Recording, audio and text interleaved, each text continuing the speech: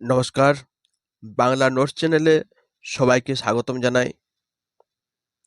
আজ আমি আলোচনা করব উচ্চ মাধ্যমিক বাংলা পরীক্ষার সাজেশন 2024, অর্থাৎ যে সকল ছাত্রছাত্রী এবছর অর্থাৎ 2024 সালে উচ্চ মাধ্যমিক পরীক্ষা দেবে তাদের জন্য আজকের এই ভিডিও খুবই গুরুত্বপূর্ণ। প্রথমে আসি গল্প। গল্প থেকে যে প্রশ্নগুলো এবছরের জন্য খুবই গুরুত্বপূর্ণ সেগুলো আমি পরপর আলোচনা করছি। যার প্রথম গল্প হচ্ছে ভাত। ভাত থেকে গত বছর কোনো প্রশ্ন আসেনি, তাই এবছর ভাত থেকে 5 নম্বরে একটা প্রশ্ন আসবেই। এ অধ্যায় থেকে যে প্রশ্নগুলো খুবই গুরুত্বপূর্ণ সেগুলি হলো, 1 নম্বরে আছে, দাঁতগুলো বের করে কামড়ের মতোই হিংস্র ভঙ্গি করে কে কার প্রতি এরূপ আচরণ করেছিল, এই আচরণের কারণ বিশ্লেষণ করো। 2 নম্বরে আছে, যার নেই, যার জল ঝড় মাতলার গর্ভে গেছে তাই খুঁজে খুঁজে উৎসব পাগল হচ্ছিল, দুর্যোগটি বর্ণনা দাও, দুর্যোগটি কিভাবে উৎসবকে প্রভাবিত করেছিল।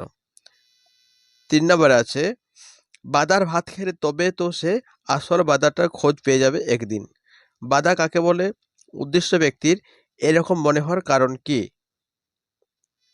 4 নম্বরে আছে, ফুটন্ত ভাতের গন্ধ তাকে বড় উতলা করে, কার কথা বলা হয়েছে, ফুটন্ত ভাতের গন্ধ তাকে উতলা করেছিল কেন, ভাতের প্রতি অত্যধিক আসক্তি তার জীবনে কি ডেকে এনেছিল। 5 নম্বরে আছে, এ সংসারে সবকিছু চলে বড় পিসিমার নিয়মে, বড় পিসিমাকে গল্পে তার চরিত্রের কি পরিচয় পাওয়া যায়। এরপর আসছি ভারতবর্ষ গল্পে। যদিও এই অধ্যায়টা এই বছরের জন্য খুব গুরুত্বপূর্ণ নয়, তবুও এই প্রশ্নটা করে রাখা অবশ্যই ভালো। ভারতবর্ষ গল্পে যে সাম্প্রদায়িক সম্প্রীতির ছবি ফুটে উঠেছে তার বর্ণনা দাও। 2 নম্বরে, সেই সময় এলো এক বুড়ি, বুড়ির পোশাক ও চেহারা বর্ণনা দাও। কে বাঁচা থেকে অনাহারে মৃত্যু দেখার পর মৃত্যুঞ্জয়ের যে মানসিক প্রতিক্রিয়া হয়েছিল তা আলোচনা করো। আর থাকছে মৃত্যুঞ্জয়ের শেষ পরিণতি। অবশ্যই ভাত থেকে যদি তোমরা করো অবশ্যই ওখান থেকে কমেন্ট পেয়ে যাওয়ার সম্ভাবনা বেশি। এরপরে আসছি কবিতা। কবিতা প্রথমে থাকছে মহুয়ার দেশ। মহুয়ার দেশের 1 নম্বরে আছে, অবসন্ন মানুষের শরীরে দেখি ধুলোর কলঙ্ক, কাদের কথা বলা হয়েছে, ধুলোর কলঙ্ক বলতে কি বোঝানো হয়েছে। অথবা একে উত্তর হবে, ঘুমিন তাদের চোখে হানা দেয় কিসের ক্লান্ত দুঃস্বপ্ন, কাদের কথা বলা হয়েছে, তাদের এই অবস্থা হওয়ার কারণ কি। দুটো প্রশ্নের উত্তর একই হবে, প্রশ্নগুলোর ধরনটা একটু আলাদা। 2 নম্বরে থাকছে, আমার ক্লান্তির ওপর ঝরুর মহুয়ার ফুল নামক মহুয়ার গন্ধ, বক্তাকে, বক্তার এমন মনে হওয়ার কারণ কি। অথবা এই কবিতার বিষয়বস্তু, কন্দরত জননীবাসী। আমি তা পারি না, কবি কি পারেন না, না পারার বেদনা কবিকে কিভাবে আলোড়িত করেছে। 2 নম্বরে থাকছে, কন্দরতা জননীর পাশে কবিতায় কবি জননীকে কন্দরতা বলেছেন কেন, এই পরিস্থিতিতে কি কি করা উচিত বলে কবি মনে করেছেন। পরে প্রশ্ন আছে, কেন ভালোবাসা, কেন বা সমাজ, কিসের মূল্যবোধ, কোন প্রসঙ্গে কবি কেন কথা বলেছেন। এরপর হচ্ছে আমি দেখি কবিতা। আমি দেখি কবিতার প্রত্যেকটা প্রশ্নের উত্তর প্রায় একই রকম, অর্থাৎ এই অধ্যায় থেকে বিষয়বস্তুটা করে রাখলে যে কোনো প্রশ্নের উত্তর লেখা কিন্তু সম্ভব। তবুও প্রথমে থাকছে, প্রথমে এই প্রশ্নটি খুব ভালো করে করা উচিত, ওই সবুজের ভীষণ দরকার, কোন সবুজের কথা বলা হয়েছে, ওই সবুজ কেন দরকার, ওই সবুজ পাওয়ার জন্য কবি কি নির্দেশ দিয়েছেন। 2 নম্বরে থাকছে, গাছগুলো তুলে আনো বাগানে বসাও, বা শহরে এসে হা করে সবুজ খায়, সবুজে অনটন ঘটে, যে কোনো একটা লাইন তুলে কিন্তু প্রশ্ন হতে পারে। এরপর চলে আসি নাটকে। নাটকে প্রথমে হচ্ছে বিভাব। বিভাবের যে প্রশ্নগুলি গুরুত্বপূর্ণ, 1 নম্বরে হলো, বিভাব নাটকে নাট্যরীতির যে নতুনত্ব ফুটে উঠেছে তা আলোচনা করো। 2 নম্বরে থাকছে, এই ঘরের মধ্যে জীবনকে উপলব্ধি করা যাবে না, জীবনকে খুঁজে পাওয়ার জন্য বক্তা কি কি করেছেন। 1, মারাঠি তামাশা দেখেছিলাম, বক্তা মারাঠি তামাশায় কি দেখেছিলেন তা আলোচনা করো। অথবা বুদ্ধিটা কি করে এলো বলি, কোন বুদ্ধির কথা বলা হয়েছে, এই বুদ্ধিটা কিভাবে এসেছিল, একেই উত্তর হবে।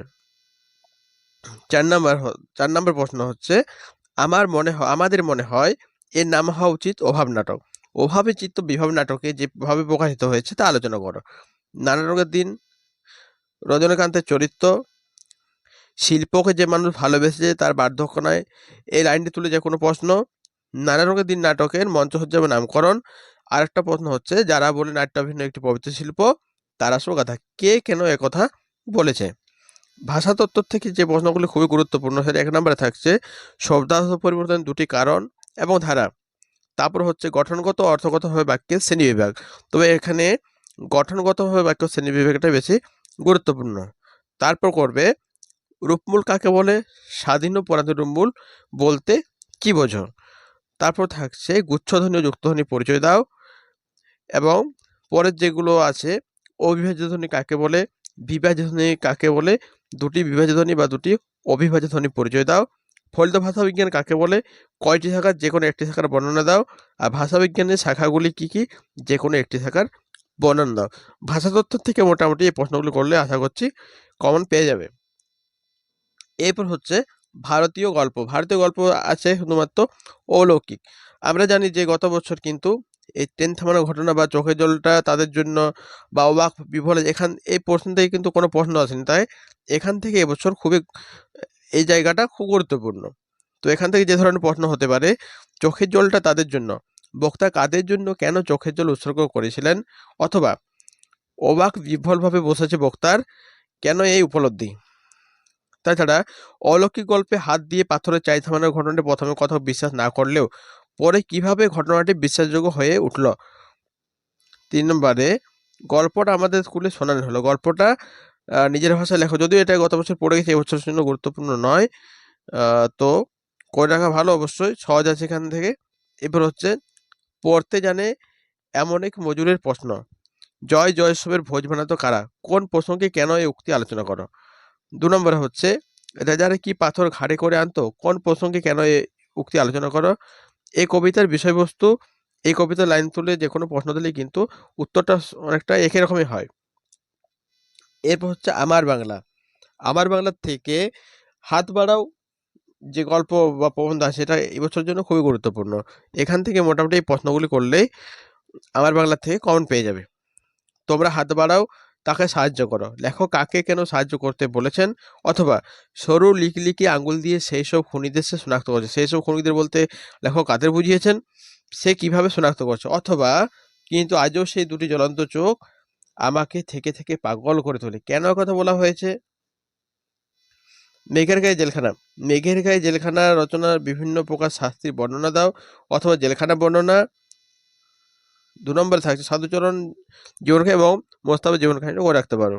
গারো পাহাড়ের নিচে, এখান থেকে যে প্রশ্নগুলো হওয়ার সম্ভাবনা, হাতি বেগার আইন আর চলল না, হাতি বেগার আইনের পরিচয় দাও। গারো পাহাড়ের প্রাকৃতিক সৌন্দর্য ও সেখানে মানুষের জীবনযাত্রার পরিচয়। এবার আসে সাহিত্যের ইতিহাস। সাহিত্যের ইতিহাস প্রথম বলি চিত্রকলা। চিত্রকলা থেকে যেগুলো করবে, যামিনী রায় পটশিল্প কাকে বলে, পটশিল্পের বর্ণনা দাও। আর হচ্ছে নন্দলাল বসুর অবদান এবং রামকিঙ্কর বেইজের অবদান। চলচ্চিত্র থেকে যেগুলো করবে, মৃণাল সেনের অবদান, তপন সিংহের অবদান, ঋত্বিক ঘটকের অবদান এবং নিউ থিয়েটারের অবদান। বিজ্ঞান চর্চা থেকে এবছর কিন্তু প্রশ্ন আসবেই। বিজ্ঞান চর্চা থেকে যে প্রশ্নগুলো গুরুত্বপূর্ণ সেগুলো হলো জগৎচন্দ্র বসুর অবদান, কাদম্বিনী বসু গঙ্গোপাধ্যায়ের অবদান, প্রফুল্লচন্দ্র রায়ের অবদান এবং বিধানচন্দ্র রায় ও সত্যেন্দ্রনাথ বসু সম্পর্কে একটু দেখে রাখবে।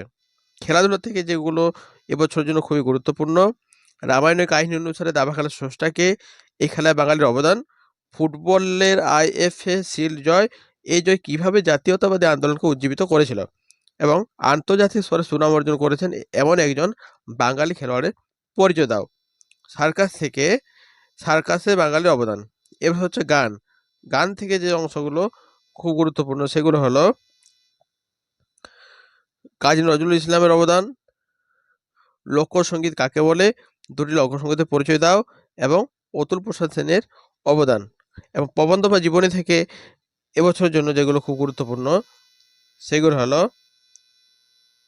মাইকেল মধুসূদন দত্ত, জীবনানন্দ দাশ, কাজী নজরুল ইসলাম, ঈশ্বরচন্দ্র বিদ্যাসাগর এবং স্বামী বিবেকানন্দ। তো প্রিয় ছাত্রছাত্রীরা, আজকের ভিডিও এই পর্যন্তই।